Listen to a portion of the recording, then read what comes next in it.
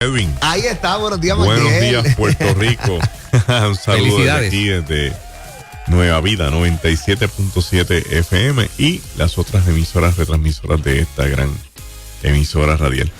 Oye, bueno, estamos aquí, Magdiel, este día 31 es el día de despedida de año, ¿verdad? Que hemos estado desde la mañana recibiendo saludos, compartiendo, ¿verdad? Momentos que nos llevan como a reflexionar en torno a lo que va a ser el próximo 2020 y sobre todo que es el inicio, le decíamos a la gente, de una nueva década, un nuevo proyecto. Y empieza un segundo quinquenio. ¡Wow! ¿Cómo es la cosa? ¿Cómo es? Un segundo quinquenio, ya pasaron 20 años de un siglo. Ahora empiezan los segundos 20 años del siglo.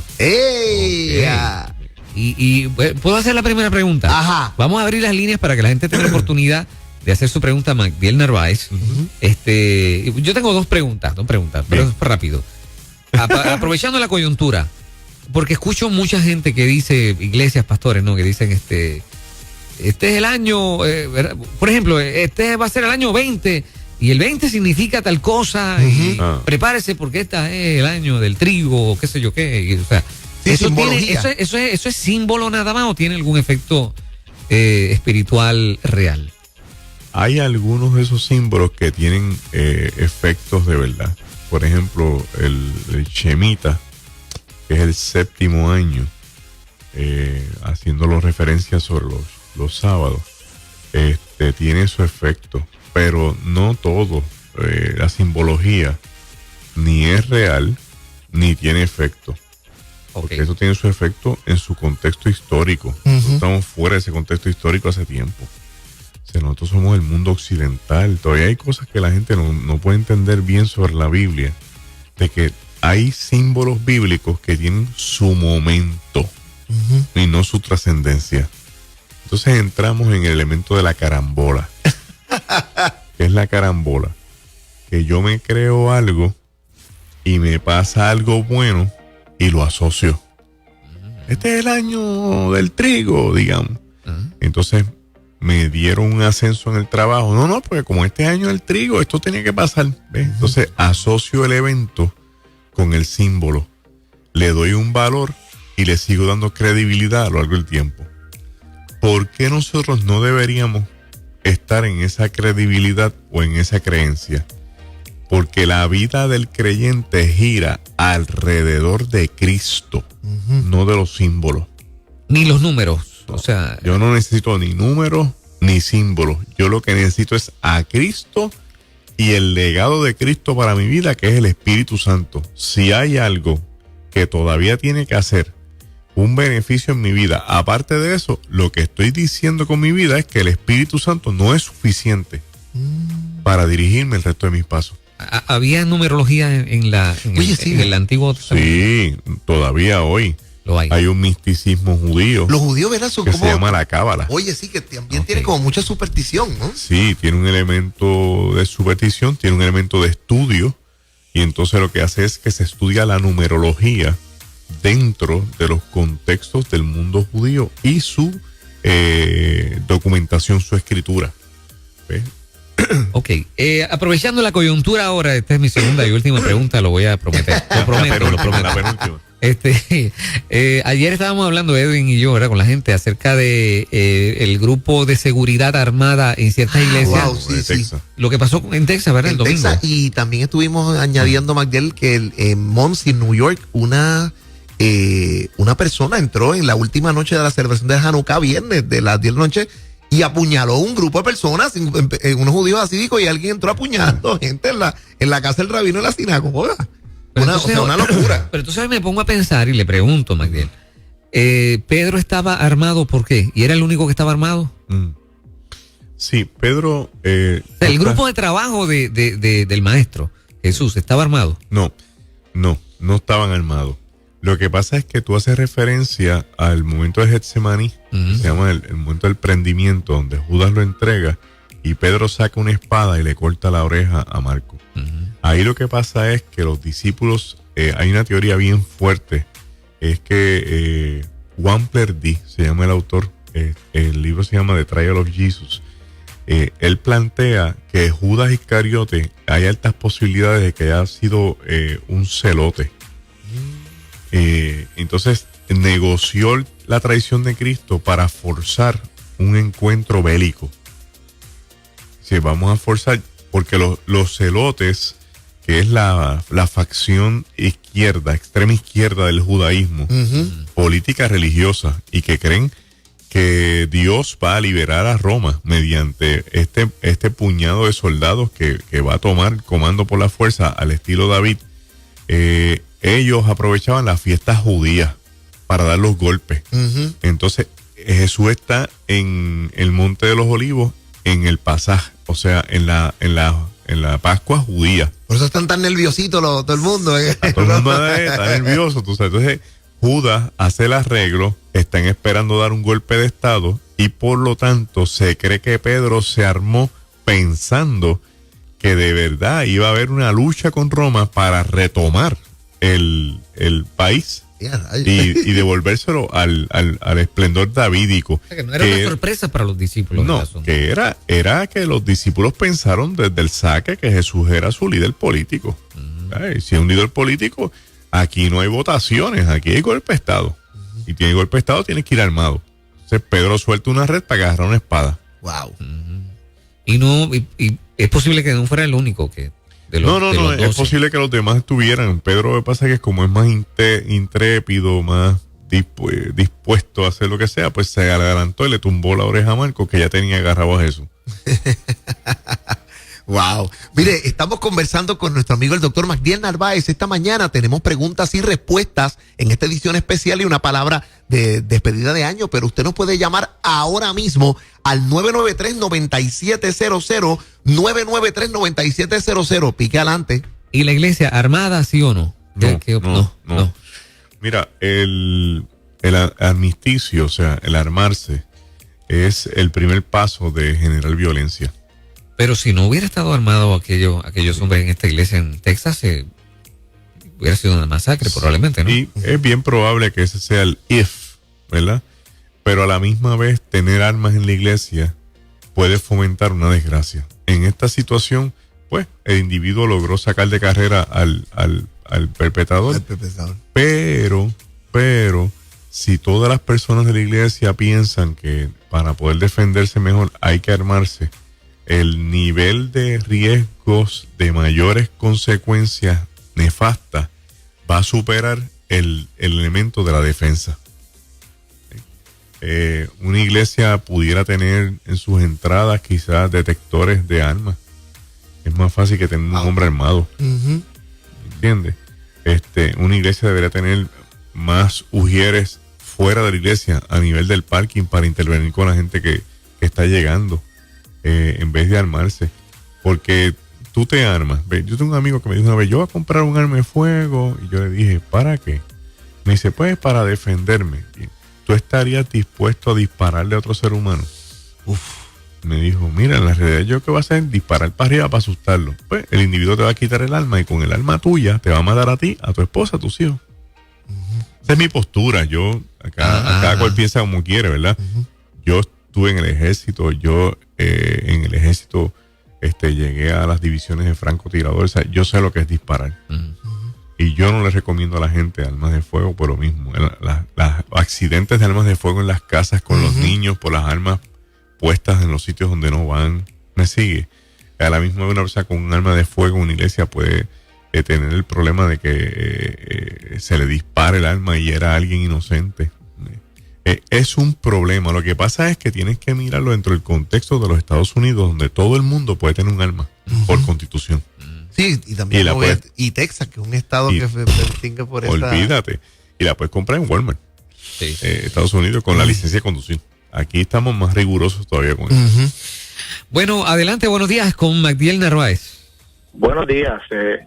Mi pregunta es, sí, ya uno tiene más o menos conocimiento en esta escena como tal, cuando María, ¿verdad?, el Espíritu Santo le informa y le anuncia que va a tener que está embarazada, ¿verdad? El ángel le avisa que está embarazada del Espíritu Santo. En la posición que José se encuentra en ese momento, María, según la cultura del pueblo en aquel momento, María estuvo en riesgo de muerte. María posiblemente la podían hasta linchar o matarla porque pensaron que le fue infiel al esposo, al novio que le había propuesto matrimonio. O sea, ¿cuál fue la posición de José en proteger a su esposa, proteger al niño, según la cultura de aquel momento? Uy, qué bien. Qué buena pregunta.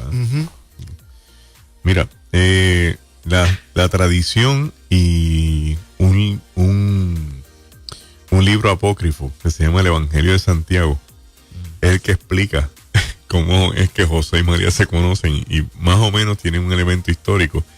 José es viudo, de acuerdo a la tradición. Okay. Los viudos se reúnen al frente de las ciudades porque ahí que se negocian todas las cosas en la ciudad, al frente, en la puerta de entrada. Ellos echan la suerte sobre a quién le toca escoger la doncella con la que se van a casar. Hacen turno, todos los viudos. María sale de la ciudad de Jerusalén y entonces José la ve y le toca a él y él selecciona a María. María no es una mujer de muchos años. María es una jovencita. En el mundo bíblico, las niñas se convierten en mujeres después de su primera menstruación. Okay. Entonces, ellas cuando son nenas tienen el pelo suelto.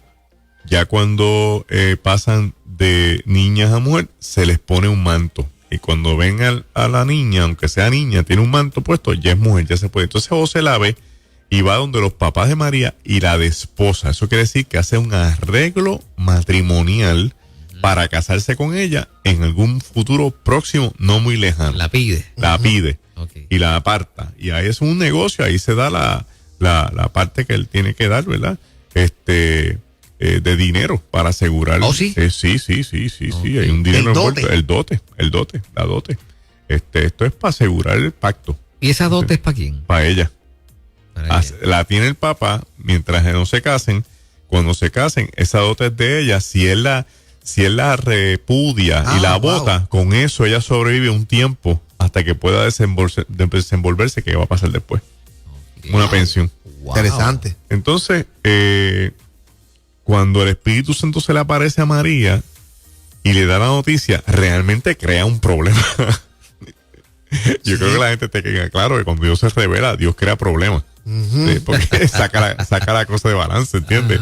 Sí, porque está una muchacha que no está casada, está embarazada, pues como bien plantea este hermano por teléfono, culturalmente ella va camino a una lapidación. En el mundo de Jesús, ninguna mujer soltera puede quedar embarazada. Wow. Eso es muerte por lapidación. Entonces, por eso es que cuando José se encuentra con la situación, decide abandonarla, porque para empezar que se lo van a achacar a él, lo que también conlleva un problema, porque no están casados, esto es fornicación. Entonces él decía, y se le aparece el espíritu, ¿verdad? Se le revela el Señor por medio de un ángel y dice, mira, vuelve, porque eso es del espíritu. Y al él regresar y tomarla como esposa, la salva de la muerte por lapidación. Wow.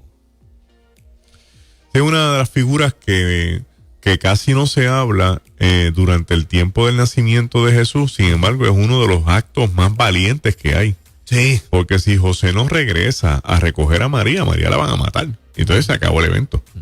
Wow. Sí, que tiene en su mano una misión Es una misión. tremenda. Es una misión. Y después se los lleva a Egipto para protegerlos de Herodes. No se sabe nada más de José. No, José, la tradición plantea que muere en el camino antes del ministerio de Jesús, ya entrado en años. Por eso es que José no se menciona más. Y después, cuando hay textos que dicen, por ejemplo, y Jesús entró en su casa. No es que Jesús tenía una casa. En griego hay 3 palabras para definir este asunto de las casas: oikio, oikia y oikimeo. Mi casa, la casa de mi familia o la casa de la gente que me trata como si fuera familia. Okay. Cuando Cristo dice que entró en su casa, entró a la casa de María, la casa que era de María y de José, la casa de su familia, porque María está viuda. Por eso es que desde la cruz Jesús le entrega a María a Juan, porque es viuda, no tiene quien la ayude, eres el único que estaba con ella, acaba de morir, va a morir en una cruz, ella va camino a una muerte segura como viuda por la ley. Entonces él le dice, mujer, he ahí tu hijo, he ahí tu madre, o sea, ayúdame a mami en lo que yo resuelvo este asunto porque la van a matar. Y los otros hermanos de Jesús, Jacobo, o sea, Santiago y Judas, andan en la huida porque no creían en él. Qué tremenda historia. Buenos días. Buenos días. Sí, buenos días, adelante con su pregunta. Buenos días, Dios me los bendiga. Amén. Yo tengo una pregunta hace mucho tiempo, a ver si, ¿verdad? El pastor Magdiel Narváez me puede ayudar. Vamos a ver. Saúl en un momento consultó a una hechicera para invocar al espíritu de Elías. De Samuel. Y el espíritu de Elías se apareció. Y para mí, no sé, es como algo contradictorio, porque si Elías ya había muerto, ¿cómo es que invoca al espíritu de Elías? Sí, esa es una de las controversias más grandes que hay sobre la Biblia, porque se han tenido muchas acepciones. Saúl va a la pitonisa, algo que estaba prohibido en el reino, para que viniera el espíritu de Samuel, no de Elías, sino de Samuel, porque ya Samuel se había muerto hacía unos cuantos años. Saúl se encontraba fuera del contexto de la presencia de Dios, estaba totalmente errático, y al no oír la voz de Dios por los canales correspondientes, decide cometer la locura de ir a lo que se había condenado, que era consultar a los adivinadores. Voy a aprovechar la coyuntura para explicar algo más que la gente no sabe. Pitonisa viene de la palabra base pitón. Fitón es una serpiente gigantesca que cuidaba un bosque en Grecia. Apolo se enamoró de ese bosque y entonces tuvo que luchar con la serpiente, y esa serpiente tenía adoradoras. Las adoradoras de la serpiente se llamaban pitonisas porque era pitón.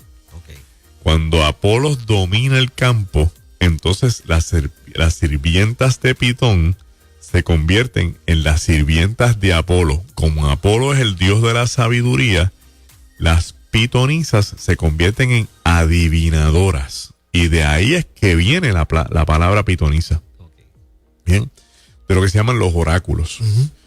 La realidad es que la Biblia establece en blanco y negro que una persona, después que está muerta, a este mundo no tiene nada que buscar. Se acabó el evento. O sea, ¿quién se apareció allí? Se apareció un demonio, se apareció un espíritu de esos que botaron del cielo. Como dice Chavo, un espíritu chocarrero. Sí, un espíritu ¿verdad? Del mundo de las tinieblas, haciéndose pasar por Samuel para decirle a Saúl lo que él quería escuchar. Se llama un oráculo. Pero no hay manera en el mundo bíblico que una persona, estando muerta, vuelva a la vida. Lo planteé una vez y alguien me dijo, sí, pero Jesús se apareció con Elías y con Moisés.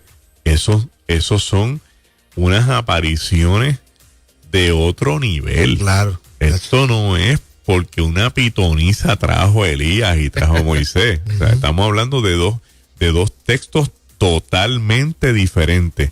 ¿Por qué se prohibía el augurero? ¿Por qué se prohibía la adivinanza? ¿Por qué se prohibían las pitonisas? Porque al consultar los muertos, lo que invocaban eran espíritus contrarios a Dios, que traían lo que se llaman oráculos. ¿Qué es un oráculo? Un oráculo es un tipo de profecía o de augurio genérico que usted no entiende cuál era la verdad hasta que pasa el evento. Como el famoso oráculo de Delfos, va este rey que dice, tengo que ir a esta guerra. ¿Qué me dice el oráculo? Va a haber una gran victoria. ¿Qué entiende el rey? Que va a ganar. Que él va a ganar. Fue a la guerra y perdió. Pues la gran victoria era para otro. Para otro. Así que cuando intentas invocar a un muerto, si te contestan, no es el muerto. Es cualquier otra cosa. No, y el resultado final de esta historia, David, Saúl termina matándose. ¿No Es sabes? desgracia. Es desgracia. Y como bien dice Edwin, ¿sabes? Él se tira sobre su espada para intentar matarse y toda su casa. Que lo que queda es Mefiboseta, lo último, que David lo invita a la casa. Toda su casa desaparece. Wow. Ok, buenos días, adelante su pregunta. Muy buena pregunta, dicho de paso. Buenos días. Una pregunta, pastor. Si los apóstoles de Jesús, ¿verdad? Los discípulos de Jesús, después que Jesús sube al cielo y toda esta cosa, que ellos tenían entonces la gran comisión, ¿verdad? Que Jesús les dio de llevar el evangelio a todo el mundo, porque solamente Mateo, Marcos, Lucas y Juan son los únicos que hay escritos de ellos tan exactos, ¿verdad? Y con tantos escritos, y los otros 9 o los otros 8, pues no sabemos, o por lo menos tenemos poca información de ellos, de lo que ellos hicieron y de las situaciones que ellos tuvieron y de todos sus eventos, ¿verdad? Me gustaría saber por qué razón pasaría eso, si fue que los escritos se perdieron, si alguno de ellos se quitó, ¿verdad? Se apartó de Oye, tremendo, ¿verdad? Sí, muy buena pregunta. No existe un escrito de Jesús que se vaya llevando a cabo en la medida en que Jesús va viviendo o haciendo proeza. Qué pena, ¿verdad?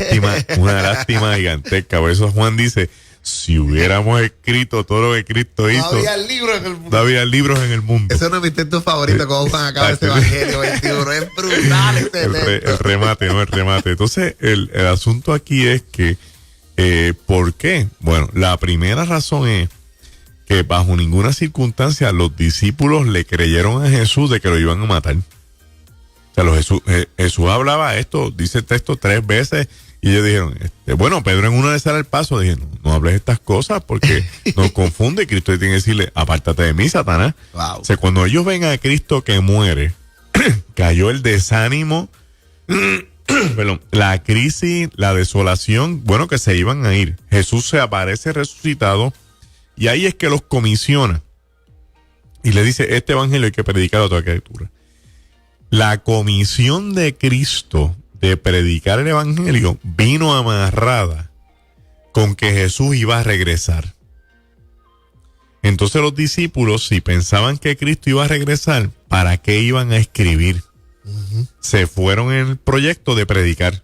¿Y cómo sabemos que eso es cierto? Porque si tú lees la epístola de Pablo, de Primera de Tesalonicenses, te vas a dar cuenta que Pablo dice, pronto vendrá el Señor con trompeta de ángel y voz de arcángel, y dice, y se irán los muertos en Cristo primero, y después nosotros los que estemos vivos. O sea, Pablo pensaba que se iba a ir vivo. Sí. Pedro pensó que se iba a ir vivo. Pronto vendrá el Señor. O sea, entonces, si van a estar pendientes de que Cristo viene rápido, ¿para qué van a tomarse el tiempo de escribir? Que en el tiempo bíblico, escribir toma tiempo. Porque estos son cueros con una tinta y un estilete. Aquí no hay delete, aquí no hay copy paste, aquí es a pulmón limpio. Entonces, vamos a mirarlo dentro del contexto. Y ahí por eso se dilató el proyecto de escritura. De hecho, los primeros escritos del Nuevo Testamento son las epístolas de Pablo, que datan del año 50. Estamos en 17 años después de Cristo. Bien. Entonces los evangelios se retrasan. ¿Por qué? Porque los discípulos se esparcen a predicar. Van a Samaria, Felipe llega hasta casi por allá por lo que es hoy Turquía, Juan llega a Éfeso, que es casi llegando a Grecia, Pablo siguió cogiendo por todos lados, Tomás llega a la India. Hay otros que llegaron al norte de África. Entonces, no hay forma de comunicarse uno con los otros. Wow. Aquí no hay internet, no hay celulares, me fui, te veo y predicamos a ver qué pasa. No hay quien siga el rastro de todos ellos. Eventualmente leemos hasta de información apócrifa dónde es que están estos individuos, dónde fueron a llegar. Entonces, cuando se van muriendo los originales, ahí es que hay una urgencia de escribir. Pedro le dice a Marcos, agarra el bolígrafo y vamos a escribir este evangelio. Pedro le dicta a Marcos el evangelio de Marcos. Mateo escribe su evangelio. Juan se queda en la comunidad juanina y empieza, vamos a escribir porque esto hay que dar un legado teológico. ¿Ves? Entonces Lucas viene con Pablo y dice, mira, vamos a escribir esto porque vamos a poner un tomo 1, un tomo 2, ¿verdad? El Evangelio de Jesús y el libro del Espíritu Santo, que es el libro de los Hechos. Oye, Magdiel, y una película brutal para que la gente de seguro se llama Paul, Apostle of Christ. Sí. De Jim Caviezel, que hace como Lucas, que es la película está brutal porque narra cómo uno tenga una idea de cómo posiblemente se pudo haber escrito esto, las entrevistas en la cárcel y a qué sé yo, y sacando eso brutal. De las mejores películas sobre esos temas, ese es Pablo. Entonces, ¿qué pasó? Que la información no se pudo recopilar como se quería, porque si tú vas a escribir, 30 años después que Cristo resucitó, ya tú no tienes forma de encontrar a las personas con las que Cristo A intervino. los testigos oculares. Los todas las cosas. testigos oculares no están. Tú no sabes dónde se fue la gente porque hubo diáspora. A dónde se fueron a vivir. Tienes el miedo y el peligro de entrevistar gente lista que por dinero estaban negociando información. Wow. Porque de ahí que salen los apócrifos. Ok. Entonces, por eso es que Lucas se cuida y en el primer capítulo de su evangelio deja en blanco y negro que este evangelio él lo escribió con 3 fuentes. Las de su conocimiento personal, las entrevistas que él ha hecho y otros documentos que él ha tenido a su mano. ¿Cuánto tiempo después cuánto tiempo después de Cristo escribe Pablo? 17 años después. 17 años aproximadamente. La epístola... ¿Dónde estaba Pablo en ese momento cuando Cristo es crucificado? Bueno, se cree que Pablo andaba por Jerusalén sin prestarle atención al evento. Ok.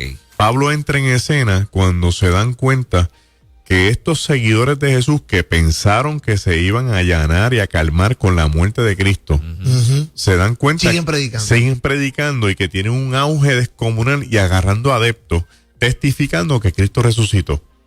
Una de las cosas bien interesantes es cuando leemos en el texto que las mujeres entran a la tumba y después entran los hombres. Claro, hay 2 razones ahí. Primero, para validar el testimonio de las mujeres, porque el testimonio de las mujeres en el tiempo de Cristo no vale la pena, no sirve, punto, acabó.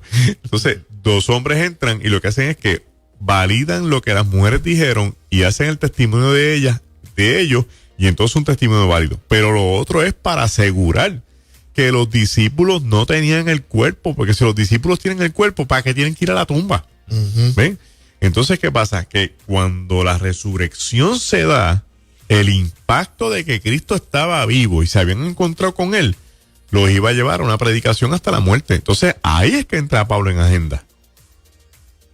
Entonces, a Pablo lo que lo impacta, y este es un sermón que yo digo a la gente, no deje pasar la Biblia, chicos, la Biblia tiene tanto. Cuando Pablo está de frente mirando la muerte, ejecución de Esteban, lo tiene que haber sacado de carrera. Ay. Porque este hombre, en vez de estar gritando y quejándose por cada pedra que coge, lo que dice, los cielos se abren y yo veo al Hijo del Hombre sentado a la diestra del Padre. Entonces, Pablo tiene que preguntarse, ¿quién es el maestro de este individuo que lo enseñó a entregar su vida hasta la muerte para verlo hasta en el cielo, cuando yo vengo de la escuela de Gamaliel, que es de los mejores maestros rabinos que hay, y a mí nunca me han enseñado esto? Tiene que haberle carcomido la cabeza, y después de esa muerte, que como yo le digo a la gente, a veces hay que morir para que otra gente nazca. Wow. Si usted quiere un Pablo en la iglesia, usted tiene que atreverse a tener a Esteban. Entonces, Pablo recibe el impacto y dice, wow, y ahí es que Cristo lo alcanza porque ya lo tiene dormido con la cabeza volada. ¿Ves? Y ahí entonces empieza la historia de Pablo. Pablo estaba buscando un asiento en el Sanedrín judío. Eso es lo que sabemos de él. Y aquí volvemos a lo de ahorita. Cristo se revela y te compromete la vida. O sea, el hombre que quiere el Sanedrín, y Cristo dice, tú ¿para dónde vas? Es para predicar el evangelio. Olvídate el Sanedrín. Fíjate qué interesante, Magdiel. Yo siempre de las clases, cuando hablamos de cosas de Pablo, a mí siempre me mata porque uno piensa, la impresión que uno tiene, ¿verdad? Como uno ve los libros ahí puestos en orden, pues uno dice, pues Pablo Evangelio, pues Pablo tuvo que haber leído lo que... Y entonces pues escribe. No, cuando Pablo escribe sus cartas no tiene los evangelios, o sea, que tú has pensado que toda la revelación que Pablo escribe, Nacho, sí. Pablo no tiene los evangelios a la mano, o sea, cuando tú no lees 1 Corintios 15 o Romanos, tú dices, este tipo no se ha leído de estas cosas y lo que suelta es terrible. A mí eso me mata, o sea, de la revelación tan poderosa que Dios le da a este hombre. Sí. Ya veo una tesis sobre Juan y Pablo, sería brutal. Adelante, una última llamada antes de ir a la reflexión. Sí. Adelante. Dios le bendiga y muchas felicidades a todos. Gracias, igual. Estoy grabando el programa porque de verdad que eso es mejor que un caviar. Qué bueno. Y la Gloria a pregunta Dios. para el pastor Narváez, los muertos no salen porque el espíritu vuelve a Dios que lo dio, Amén. el cuerpo a la tierra y el alma según vivió mientras el cuerpo tenía vida, pues a la eternidad eterna con el Señor o a la eternidad eterna perdido. Ahora, en el monte de la transfiguración se narra que allí estaba Moisés, Yeah. Elías, Jesús. y si los muertos no salen, ¿qué hacía Moisés allí? Si en el Génesis dice que el Señor lo puso a dormir y por allá pues metió el cadáver para que como el pueblo de Israel era tan idólatra, no lo fuera a adorar. Y en cuanto a lo de José, el esposo de María, que me abundé un poquito más en lo que era viudo, esa información, porque a mí me gusta estudiar y eso es un tema que siempre dije, ¿y qué pasó con José? Así que espero me puedas contestar, Dios le bendiga. Amén. Y la ñapa para complacer a Ricky y a Lorna, que se despertaron de madrugada para escuchar este segmento en Texas, son las A las 5:30 de la mañana. Allá. Wow. Quieren una reacción corta acerca de la historia de Jefté y su hija. Wow. Boom. Vamos a acomodarla. Ahora esto falta media hora más. Dale, vamos ahí. Podemos hacer el próximo segmento. Empezamos con las preguntas que se nos quedan y le damos un ratito de reflexión al final. El relato de la transfiguración es un relato de corte escatológico. Dios tiene el poder para hacer aparecer el espíritu de Elías y de Moisés, porque son dos personajes que Dios mismo en su carácter personal se hace cargo de ellos. A Moisés Dios lo desaparece y a Elías se lo lleva. ¿Sí? Entonces, ¿por qué aparecen? Es la pregunta. Porque Elías tiene la carga y el peso de lo que es el valor profético en el judaísmo. Exacto. Moisés tiene la carga y el peso de lo que es la ley. Entonces Cristo aparece en el centro, la ley a un lado, las profecías al otro, pero al final del día desaparecen y solo queda Cristo, dando a entender que el que tiene ahora a Cristo tiene la ley y tiene la profecía. Y Wow. duro. Lo segundo es también validando las mentalidades sobre el elemento de que Dios, en su infinita soberanía y poder, podía probarle a todos los que habían creído en él a través de la ley que entraban en una nueva dinámica con Cristo llamada la gracia. ¿Por qué? Porque estaban planteando, esto va amarrado del texto de nadie echa el vino nuevo en odres viejos. O sea, si ya lo que tú habías creído había llegado a su máximo, tú necesitas algo más. Y ese algo más era Cristo. ¿Sí? Pero recuerde bien que Moisés y Elías, los dos le pertenecen a Dios personalmente. Elías porque no ve muerte y Moisés porque Dios lo desaparece. Así que Dios puede hacer con ellos lo que él quiera y los aparece en el monte de la transfiguración. Vamos a preguntarnos algo diferente. ¿Por qué no apareció otra gente? Claro. ¿Por qué no apareció Eliseo en vez de Elías? ¿Por qué no aparece José, que es una eminencia, Aarón, vamos? Pues no, porque son estos dos individuos que tienen estos finales. ¿Ve? En cuanto a José, el esposo de María, José es un buen hombre que tiene un tipo de taller, pero no es un taller de banistería, como lo estamos cuadrando hoy en el mundo nuestro. Es un taller donde José se dedica a hacer partes de estructura que otra gente no hace. Es bien probable que José hace dinteles de puertas. ¿Ve? La gente construye su casa en piedra y viene José y le monta el dintel. Bien. O sea, él tiene una especialidad dentro de lo que es el mundo de la carpintería del tiempo de Jesús. Se encuentra con María, se desposa, porque en el tiempo de Jesús es bien común que la gente, los hombres mayores, se casen con muchachas jovencitas para ponerlas a parir rápido y mucho. Porque a mayor número de hijos, mayor mano de obra. Aquí se vive de la carpintería, de la construcción y de la agricultura. Quiero entender. Venga. O sea, en la cultura judía de entonces, el hombre mayor, viejo, se quiere casar con una jovencita. Eso es correcto. Para poder tener proles rápidamente. Eso es así. porque Así. hace falta mano para trabajar. Mano de obra. Y cumples el mandato bíblico de poblar la tierra. Ok. Al sol de hoy, el judaísmo es una de las tendencias culturales mundiales. Así que mayor prole. el primer ayudante de este hombre es Jesús. Él dice, es que aquí se divide la historia. Hay una historia que dice que ya José tenía hijos de otro matrimonio, por eso estaba viudo. Y entonces cuando hablan de los hermanos de Jesús, hablan de unos hermanos de parte de padre. Hay otra historia que dice que no, que José tiene con María a Jesús y después tiene otros hijos. ¿Ves? María del Espíritu Santo tiene a Jesús, José lo adopta como su hijastro y después tiene otros hijos. Tiene a Judas, tiene a Jacobo, que se llama Santiago, y tiene otro más que no me acuerdo el nombre. Y después muere porque ya está mayor, ya está entrado en años. Y entonces tengo que decirle a la gente que la expectativa de vida en el tiempo bíblico, en el tiempo de Jesús, no es la profecía garantía de los profetas, de que los 80, los más robustos, eso en el tiempo de Cristo, eso no existe. Porque la calidad de vida del tiempo de Jesús es un desastre. Claro. Por las epidemias, las contaminaciones de O agua. sea, que era viejo era un milagro. Sí, llegar a los 50 o 60 años, tú una medalla, tú un triunfo. Bueno, los sacerdotes terminan su sacerdocio a los 65 años.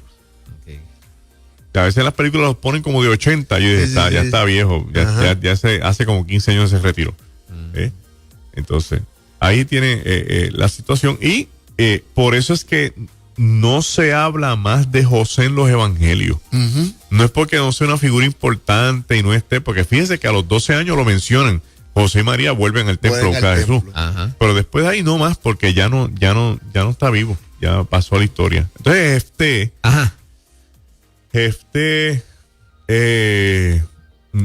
me dejaron la pregunta así abierta, ¿verdad? Bueno, me sospecho que la pregunta es si la hija de Jefté, ¿verdad? ¿Cómo muere esta muchachita? Es una historia que está en el libro de los jueces. Sí. Esta historia, ¿verdad? De este hombre que de alguna manera hace un voto y una promesa y dice pues que destaza a la hija, tú sabes, la tiene que sacrificar y dice, pero ¿cómo es esto? Sí. Jefté es el juez que le promete a Dios, ¿verdad? Servirle si él lo ayuda. Dios los ayuda en un combate contra sus enemigos. No recuerdo si son los madianitas o los amalecitas. Creo que son los madianitas. Y entonces entran en este combate y él gana. Dios le da la victoria. La euforia, porque este es el problema de los seres humanos, la euforia lo lleva entonces a este juramento de cualquier persona que salga a recibirnos celebrando para darnos la victoria, la vamos a sacrificar. Y quien sale es la hija. Okay. Tiene que llorarla y le ejecutan. No había manera de decir, pero para. Era relajando. Sí. Entonces, a veces aquí el cuadro, por ejemplo, es contra que Dios injusto. No, para. No fue Dios. No fue Dios. No fue Dios. Tú te emocionaste de más. Entonces, a otra gente me dice, ¿y por qué esa historia está en la Biblia? Esa historia nos recuerda que tan pronto nosotros recibimos de Dios lo que Dios nos da, lo que merecemos es darle gracias y callarnos la boca. Eso es, porque el problema de Jefté es que Jefté se llenó de soberbia. Es un acto de soberbia. Aunque parezca bonito, un acto de soberbia. ¿Cómo no vas a celebrar la victoria de Dios te ha dado? ¿Hasta qué punto tú quieres controlar el momento de Dios? ¿no? Sí. Y entonces, pues, dice que la muchachita, pues, se va a llorar por los bosques como en un tiempo que tiene para llorar. Dice una gente que es su virginidad, dice otro que es la tragedia de su muerte, pero al final y cabo la matan. Tienen que ejecutarla. Oye, Magdiel, y aprovechando que estamos hablando sobre la muerte también, yo siempre he pensado en este asunto, alguna gente dice, ¿verdad? Hay como dos escuelas de la muerte, la gente, o sea, te mueres inmediatamente y vas a la presencia de Dios, o te mueres y vas como un descanso ahí, que estás como en un, ¿verdad? Como si estuvieras en un tiempo de un descanso ahí, y que posteriormente, pero lo que yo tengo duda es con relación a la muerte, la resurrección corporal. Ese asunto, ¿verdad? De ¿verdad? Cuando vayamos a la presencia de Dios, Dios nos devuelve el cuerpo. Y entonces tú dices, si estoy en presencia de Dios es que mis miembros se rehacen, o si estoy descansando es que ahí me lo dan. Eso es como que me queda siempre. Hay un loop ahí, ¿verdad? De cómo uno definirlo, y ahí entran las dudas de la gente. Ven acá, y los que se murieron en alta mar, los que se los comió un tiburón, los que murieron achicharrados en un incendio. Y la realidad es que no sabemos. Si nos dejamos llevar por Cristo, Cristo se levanta el tercer día, pero no en el cuerpo que tenía. Dice que tenía un cuerpo glorificado. Eusebio de Cesarea plantea que a Jesús lo ven los discípulos con un cuerpo diferente al que él tenía. Pero era un cuerpo que comía, porque Jesús comió. Comió ahí en Juan. No obstante, es un cuerpo que dominó la materia, porque pasa las paredes de la casa de Tomás. Eso. O sea, ¿qué tipo de cuerpo es este?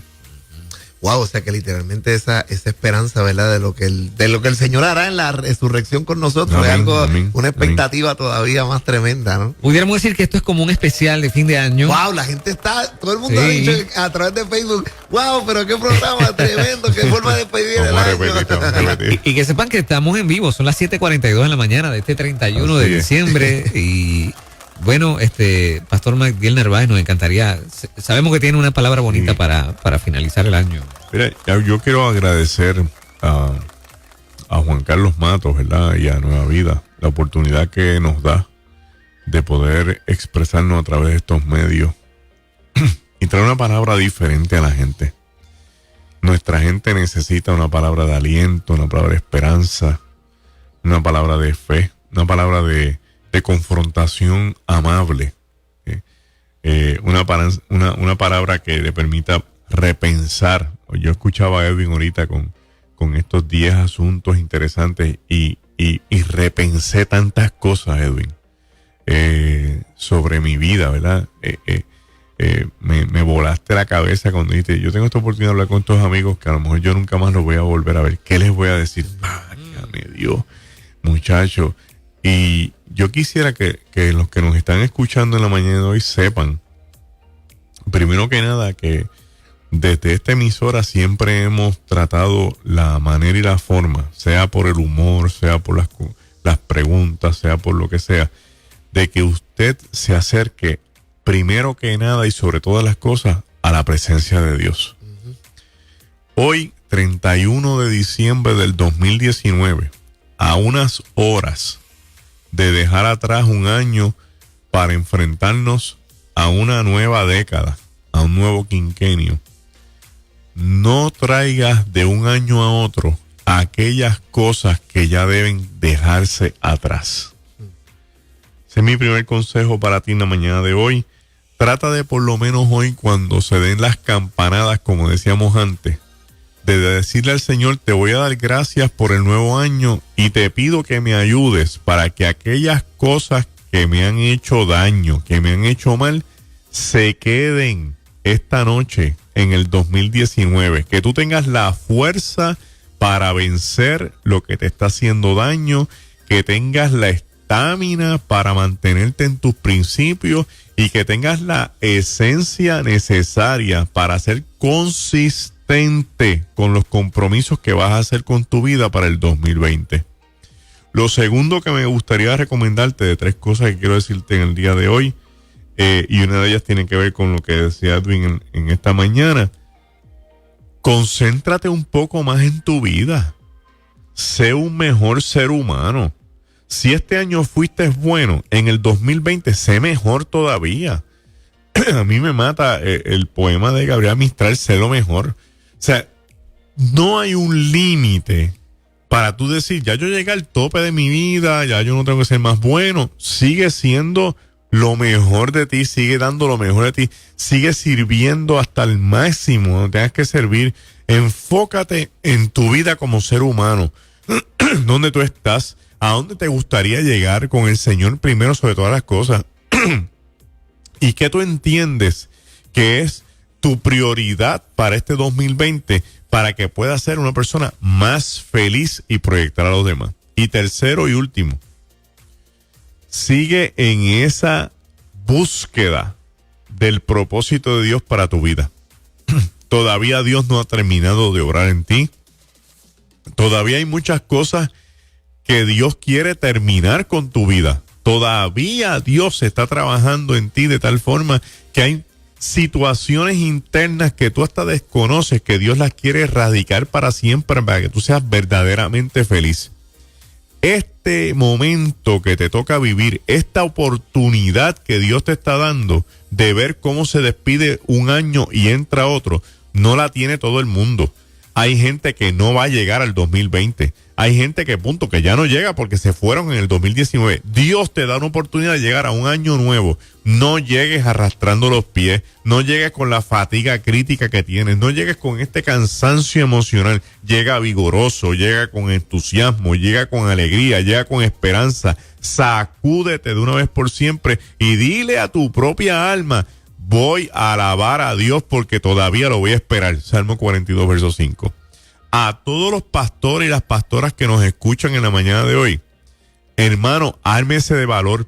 Si el 2019 no fue el año que usted esperaba, el 2020 puede ser el año que Dios tiene para tu vida. Si el 2019 no se cumplieron las cosas que Dios te había dicho, no te preocupes, tienes un año nuevo para que se cumplan.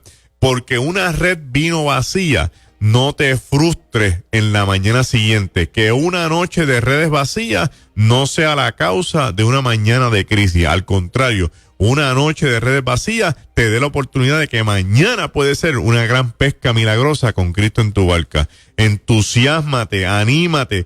Pastor, hay mucha gente que depende de ti. Hay mucha gente que te está mirando. Hay mucha gente que quiere saber cómo seguir al Señor y el único modelo que tienen eres tú. Esta noche enciérrate con el Señor. Ahí llora, patalea, dilo todo que tú quieras. Pero cuando salgas de ese baño, cuando salgas de ese cuarto, ríete. Dale gracias a Dios por el 2019 y dile al Señor: bueno, Señor, acompáñame a que en este 2020 yo pueda ver tu gloria manifestada en mi vida. Tú no estás en Egipto, tú no estás en Babilonia, tú no estás en los campos de concentración alemanes. Tú estás en las manos de un Dios poderoso que quiere hacer con tu vida una gran diferencia. En este 2020, que la gloria de Dios se manifieste sobre ti y sobre los tuyos. Feliz año nuevo. Una bendición de Dios. Esta mañana, esta hora ha estado súper intensa. Lo testifican toda la gente que ha estado escribiendo a través del Facebook y sobre todo pendiente a través del 97.7, escuchando este programa en vivo. Estamos en vivo en la mañana, despidiendo el año y hemos tenido esta hora que ha sido un banquete. Algunos han dicho un banquete colosal en la mañana de hoy. Tengo una pregunta más. Una pregunta más, dale. Hay espacio, creo. ¿Qué voy a hacer esta noche?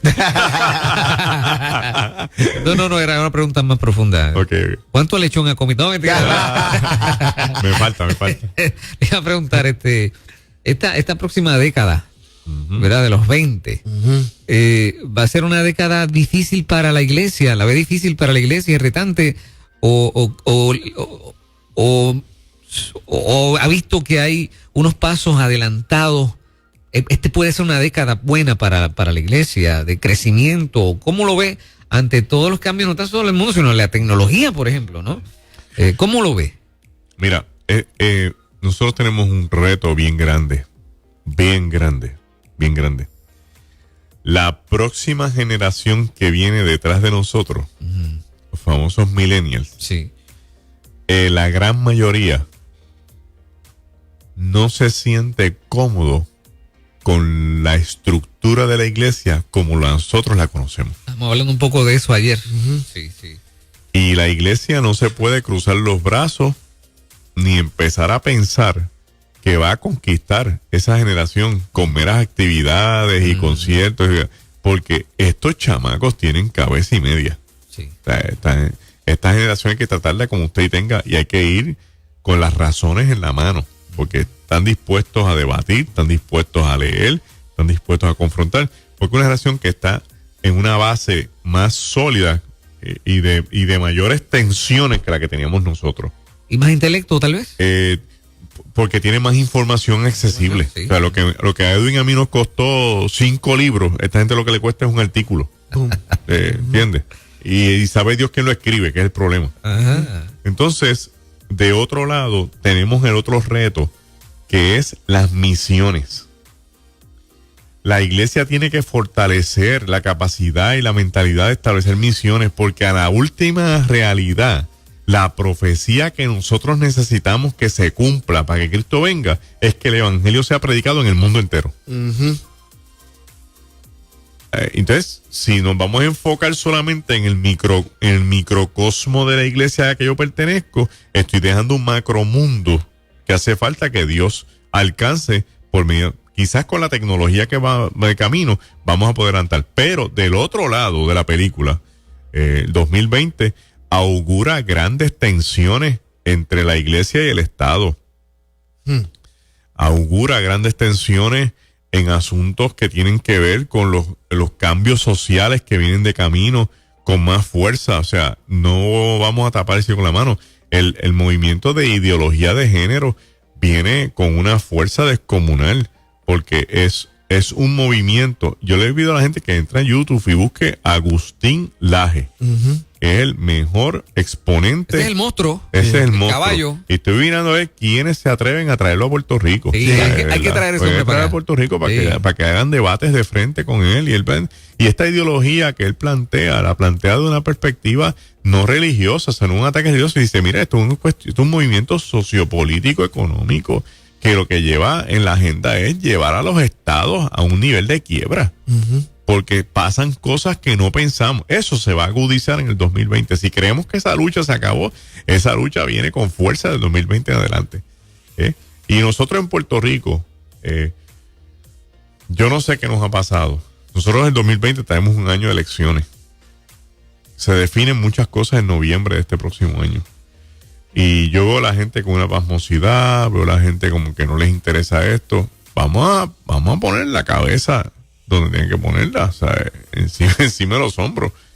Puerto Rico, este último cuatrenio ha sido un desastre político, económico para el mundo. Y yo creo que nosotros podemos mejorar nuestra imagen. Yo no estoy aquí favoreciendo a ningún partido político. Estoy en el punto de integridad. De devolverle a este país los valores que nos identificaban como siempre nos han identificado. Y usted conoce un candidato, pregúntele a ese candidato, entreviste a ese candidato, cuestione a ese candidato para ver cómo nosotros nos podemos mejorar del 2020 en adelante como pueblo. Cosas difíciles, porque la relación con Estados Unidos, nuestra relación con los Estados Unidos, no está tan sólida como la gente piensa. Y no es que tengamos miedo, que si se van, que se... No. Es cómo quedamos. Es cómo quedamos. Y yo creo que la iglesia tiene un papel protagónico en todos estos aspectos sociales, educativos, políticos, económicos y de salud, que son las 5 estructuras más sólidas de una sociedad. Consejo para Proyecto Dignidad.